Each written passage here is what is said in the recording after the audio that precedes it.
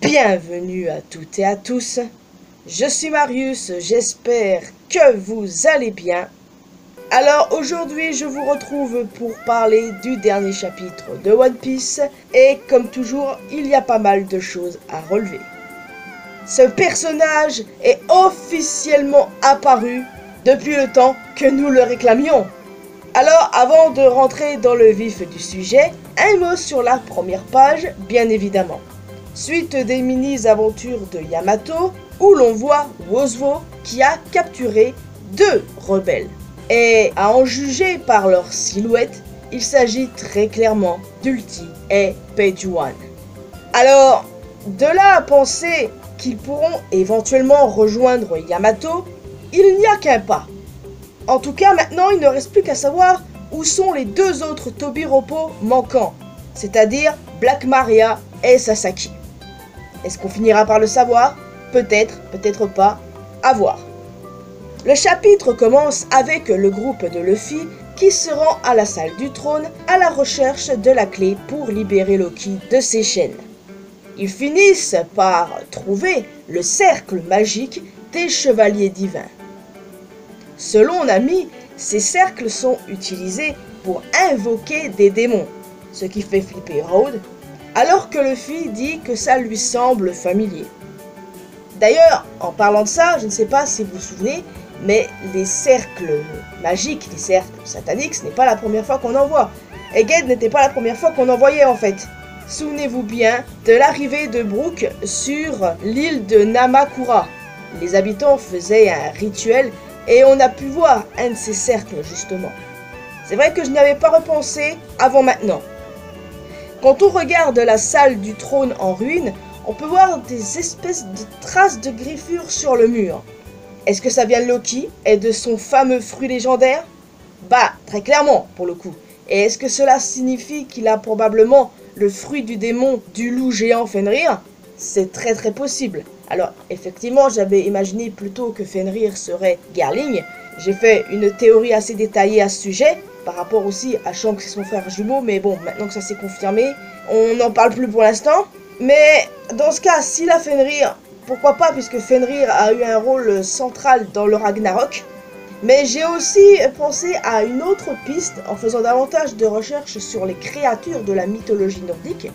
J'ai pensé au Nidhogg, qui est un dragon ou un serpent au choix de la mythologie nordique vivant sous l'arbre Yggdrasil, rongeant ses racines. Durant le Ragnarok, ce personnage portait les cadavres.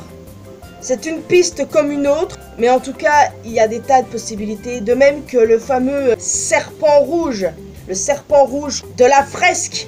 Il y a pas mal de possibilités au final et j'ai hâte de voir quel pouvoir a Loki. En tout cas, cela semble confirmer que les 5 doyens sont des démons créés par Imu. Sauf Garling du coup. En tout cas, je reste sur ma position à ce propos. Les 4 entendent ensuite une voix qui appelle Luffy, ce qui fait encore flipper Raoud. Et pensant qu'il s'agissait d'un esprit, ils tentent de fuir. Mais une grande hache est lancée, comme ça. Ils font ensuite la rencontre d'un certain Monsieur Ya, l'homme au chapeau qu'on a pu voir au tout début de l'arc, qui n'est nul autre que Scooper Gaban, le bras gauche du roi des pirates. Il est enfin là, les amis. Depuis tant qu'on l'attendait, oui. Alors oui, ce n'était pas Shiki, mais franchement, ça n'aurait pas été logique, hein, clairement. J'avais fini par abandonner cette théorie, pour être honnête avec vous. Scooper Gaban, quoi. Le voilà enfin. La hache qu'il a lancée est une sacrée démonstration de force. Gaban a dit qu'il aimerait à nouveau visiter Wano. Avec l'équipage de Roger, Gaban s'est rendu à Wano, mais uniquement aux abords de l'île pour déposer Oden, ce qui signifie qu'il y est donc retourné plus tard, d'où son chapeau typique Wano. Et puis à un moment dans le chapitre, on le voit faire une pause à la Oden, donc ça signifie qu'il y est resté probablement un petit moment. Nous avons ensuite eu la confirmation que Ripley est la femme de Gaban et Coron, leur fils. D'ailleurs, ce dernier a 20 ans, c'est-à-dire un an plus vieux que Luffy quand même. Bro, comment tu as fait pour mettre une géante enceinte? Ah bah lui c'est sûr qu'il se met bien, il se met même plus que bien. Oh putain, je viens de me rappeler que Big Mom avait fait des choses avec Aton Tata. Oh my god. Le monde de One Piece est fascinant, n'est-ce pas? D'ailleurs, Gaban a mentionné plusieurs races mixtes. Il a mentionné déjà les longs membres, donc hybrides entre des longs bras et des longues jambes. Il a aussi mentionné les Watan. Oui, les Watan, on en a déjà entendu parler lors de l'arc Davy Backfight. Il s'agit d'un hybride entre un géant et un homme-poisson. Les boucaniers, hybride probable entre géants et plusieurs autres races, sauf humains, car Coron, qui est mi-géant et mi-humain, n'est pas indiqué comme tel et vieillit comme un géant normal, alors que Kuma, lui, vieillit comme un humain, sa mère étant une humaine d'ailleurs. Et enfin, pour ce qui est de la dernière race mentionnée, une race dont on n'a encore jamais entendu parler, les Dosun Dadas. Alors, étant donné qu'ils n'ont jamais été mentionnés auparavant, on ne peut faire que des théories à ce sujet. Mais si l'on se base sur le nom, cela pourrait être un mi-tontata. Déjà, je suis certaine de ça. Mais avec quelle autre race? Je ne sais pas trop. Mais personnellement, j'ai imaginé que ça pouvait être un mix entre un tontata et un géant. Imaginez la dinguerie déjà, un géant et un tontata. Eh, c'est très possible, hein. On est dans One Piece. En tout cas, il y a forcément d'autres races mixtes. Je pense que c'est, on va dire, infini. Par exemple, tontata homme-poisson mink, humain mink. Oui, bah si les gens sont des fouris, c'est pas ma faute. Mais bon, à mon avis, c'est infini. Et puis comme l'a dit Gaban, l'amour ne connaît pas de loi. En faisant des recherches, j'ai relevé quelque chose d'intéressant. Comme vous le savez, le trio de tête de l'équipage du roi des pirates fait référence à l'or, gold, l'argent, silver, et le bronze, copper. Mais il se trouve que leurs femmes respectives ont aussi une paterne. Elles portent toutes le nom d'une fleur. Rouge, le paraplou rouge, qui est une variété de rose développée en France. Shaki, dont le vrai nom est Shakuyaku, est le terme japonais désignant la fleur de pivoine. Les femmes d'Amazon Lily font toutes référence à des fleurs d'ailleurs. Et enfin, pour ce qui est de Ripley, l'astragale de Ripley, qui est une plante à fleurs originaire du Nouveau-Mexique. Et ça les gars, je ne le savais pas. Comme quoi, on en apprend tous les jours. Il semblerait que Gaban ait une cicatrice en forme de flamme au visage. Est-ce donc lui, l'homme à la cicatrice de feu?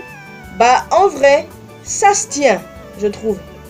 Et à la fin du chapitre, Gaban fait face à Luffy, s'apprêtant clairement à le tester.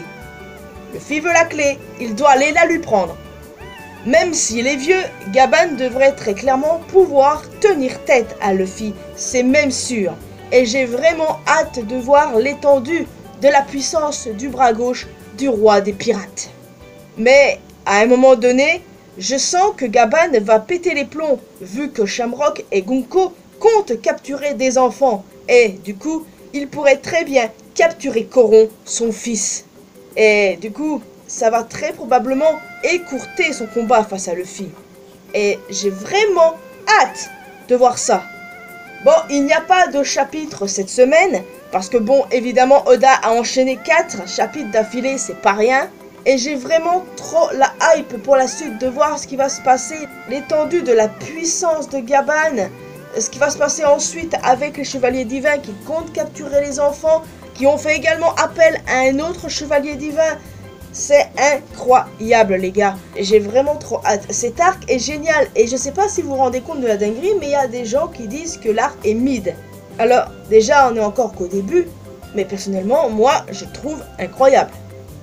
Mais bon voilà, ceux qui sont pas contents en général, ils ne sont pas réellement fans de One Piece. Eux, tout ce qui les intéresse, c'est baston. Baston et encore baston. Alors que l'histoire est importante. Mais bon, qu'est-ce que je vous dise? Enfin bon les amis, je vais vous laisser ici. J'espère que vous avez apprécié cette vidéo.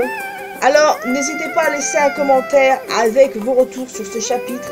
Qu'est-ce que vous pensez de Scooper Gaban? Que va-t-il se passer selon vous? Avez-vous des théories? J'ai hâte d'en discuter avec vous.